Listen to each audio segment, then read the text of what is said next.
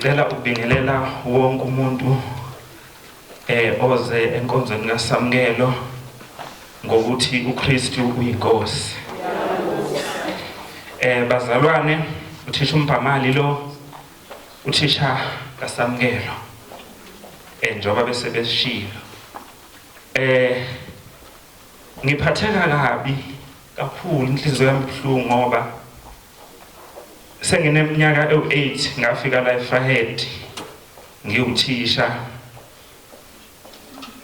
kodwa angazi noma mhlawumbe sengikhohliwe yini.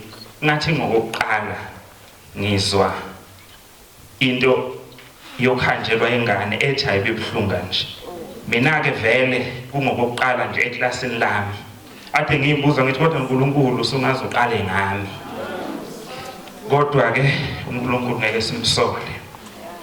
Ngicela ukusho nje nakho kufishane, bayazi abawothisha ingane njengoba beqala unyaka zisuka uSamkelo futhi besuka grade 3 eza ka grade 4, akukho okuningi ebese ngikwazi ngaye.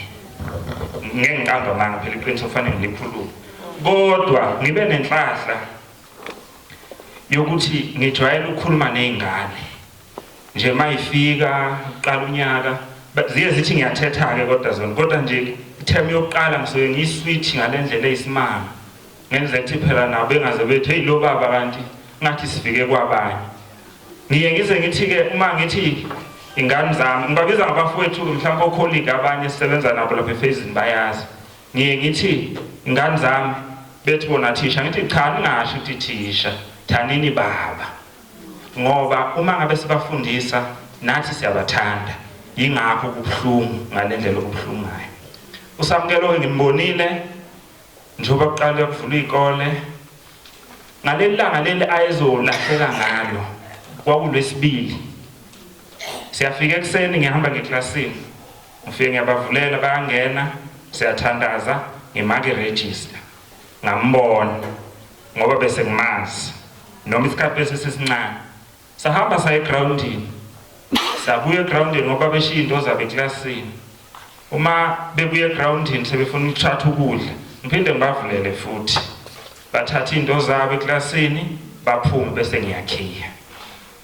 Lapho ke nami ngangazi ukuthi sengiyamgcina.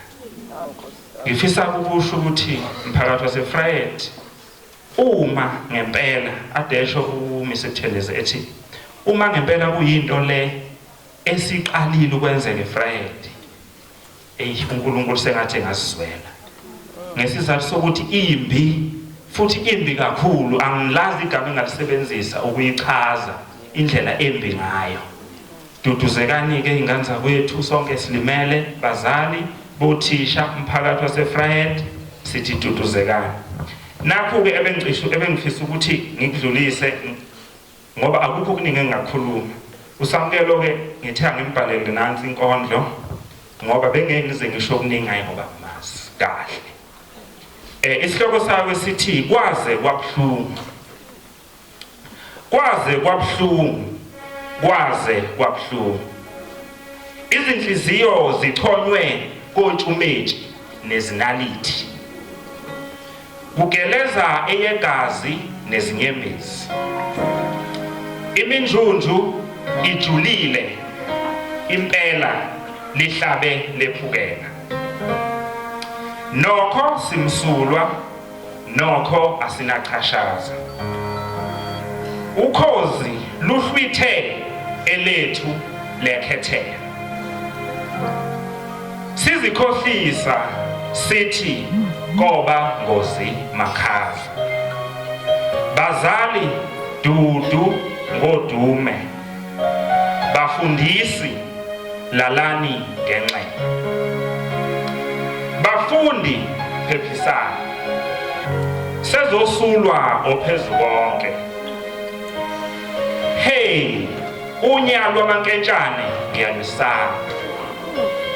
Uze uphumule kahle Samkelo lapho enkosini. Inkosi ikuthobe, ikubhandishe imhuzuko. Inkentshane lozimela enkosini.